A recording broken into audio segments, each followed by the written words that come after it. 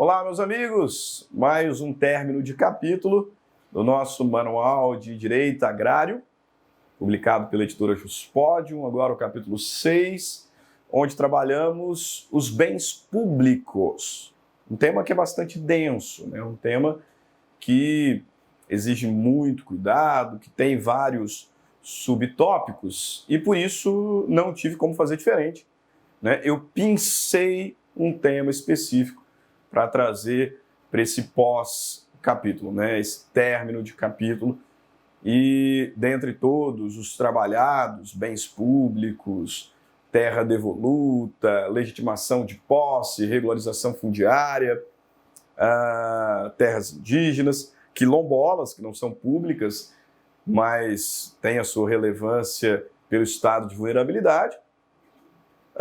Dentre todos esses temas, eu decidi aqui trazer para a nossa reflexão final o tema das terras indígenas, um tema que está muito em voga, né, por conta de toda a questão debatida tanto no Congresso Nacional como no Supremo Tribunal Federal, e que por isso chama a nossa atenção para o estudo e deve aparecer também nos próximos concursos públicos, ok? Noutra edição, a gente trabalha aí os outros tópicos importantes deste capítulo, né?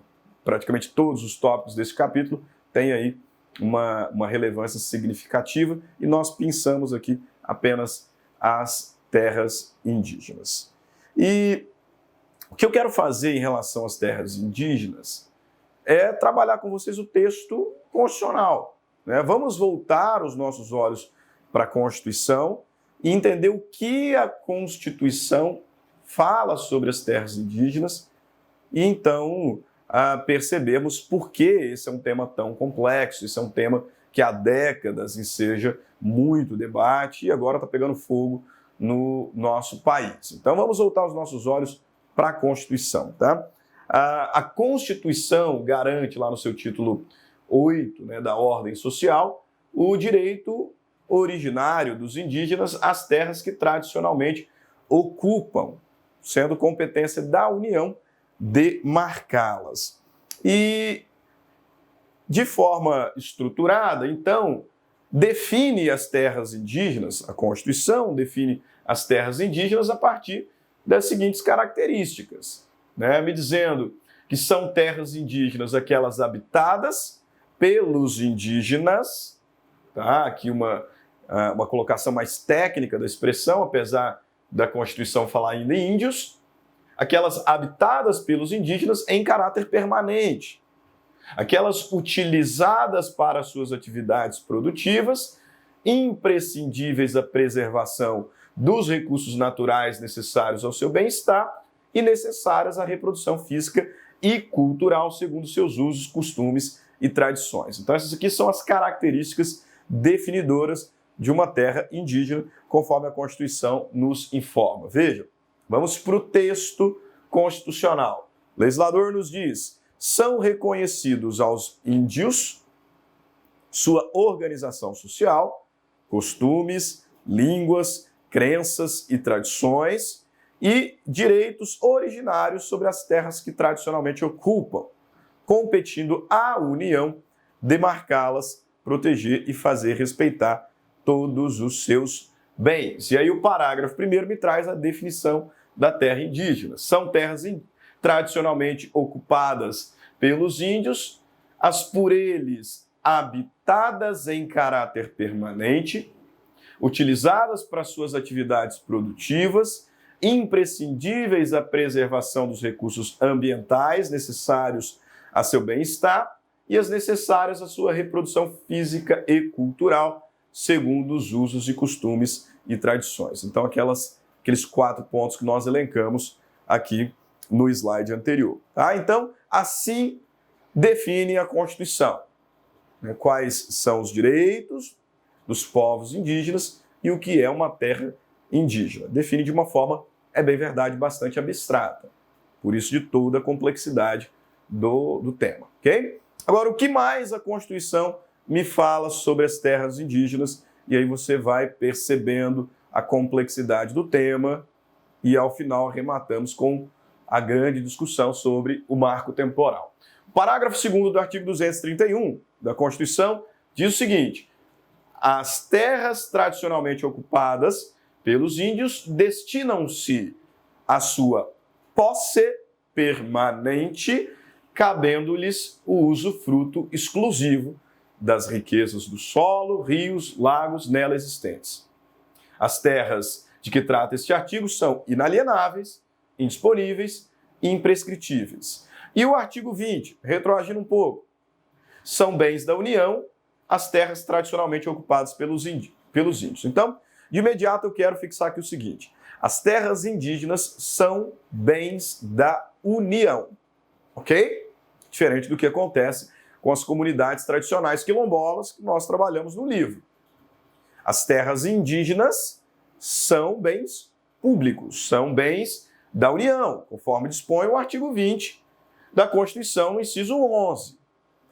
Agora, são bens da União, mas garantido aos povos indígenas a posse permanente e o usufruto exclusivo. São terras da União e a Constituição garante aos povos indígenas a posse permanente e o usufruto exclusivo. Posse permanente e usufruto exclusivo. Como bens públicos da União, são inalienáveis, indisponíveis e imprescritíveis. Então, natureza jurídica, tá? Natureza jurídica das terras indígenas, bens públicos da União, inalienáveis, imprescritíveis e indisponíveis. Os indígenas têm a posse permanente e o usufruto exclusivo dessas terras.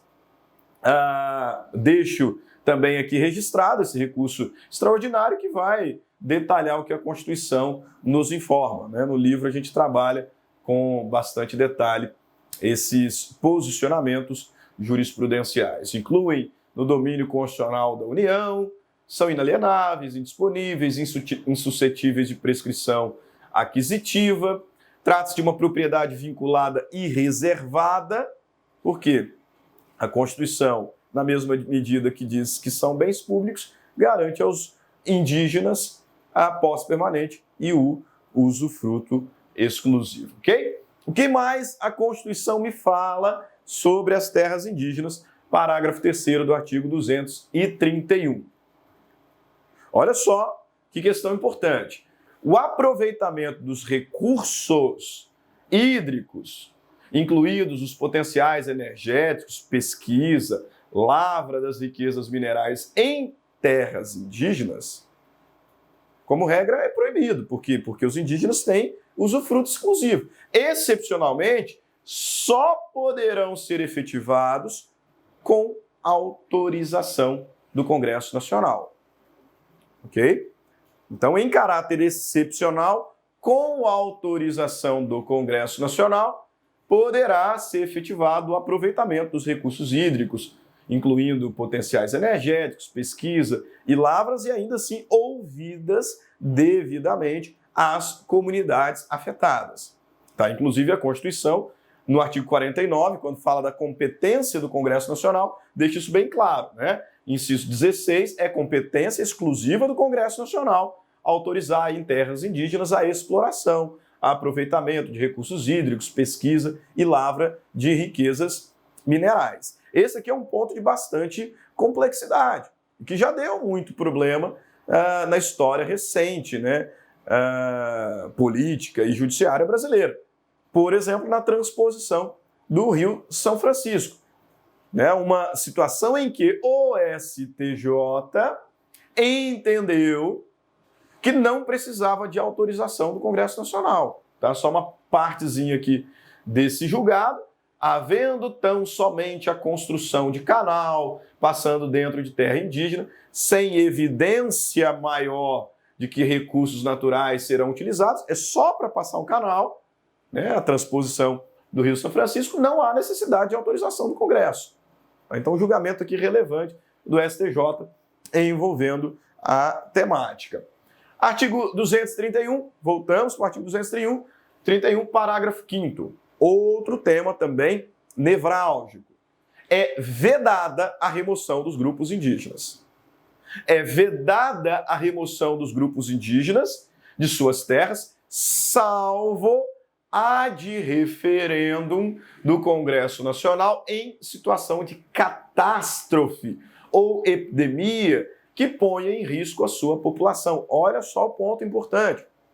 Reconhecidas as terras indígenas devidamente demarcadas, é vedada a remoção dos grupos indígenas, salvo em situação excepcional envolvendo catástrofe, epidemia que põe em risco a população indígena e, nesse caso ainda, por deliberação do Congresso Nacional, garantindo o retorno imediato, tão logo cesse o risco. Tá? Olha só, questão importante.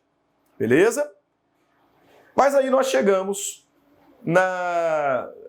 talvez no grande ponto, no grande problema que enseja essas discussões todas acerca do marco temporal, e aqui nós não queremos fazer juízo de valor nenhum, tá? O nosso objetivo é estudo, e é estudo jurídico. Não estamos fazendo juízo de valor, não tem viés político A, viés político B, a direita, a esquerda, não tem isso.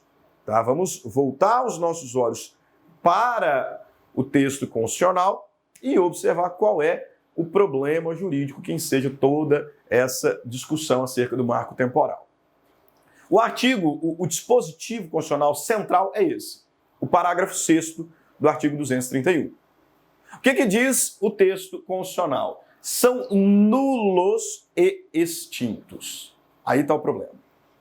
São nulos e extintos, não produzindo efeitos jurídicos os atos que tenham por objeto ocupação, domínio, posse das terras a que se refere este artigo, exploração de recursos naturais do solo, dos rios, dos lagos nelas existentes, ressalvado o relevante interesse público da União, segundo o que dispuser a lei complementar, não gerando a nulidade e a extinção, direito à indenização ou ações contra a União, salvo na forma da lei, quanto às benfeitorias derivadas da ocupação de boa-fé. Então veja bem, por que esse dispositivo é de fato o dispositivo nevrálgico aqui, o centro do debate? Porque esse dispositivo nos revela que, se eventualmente for demarcada uma terra indígena em área que até então era considerada privada e devidamente regular, ou seja, uma área, um imóvel rural, uma área compreendendo imóveis rurais, muitas vezes vários imóveis rurais, que até então eram considerados absolutamente regulares, propriedade privada, regular, com matrícula, com CCIR, CAR, ITR, tudo em dia, tudo certinho, devidamente matriculado, propriedade particular.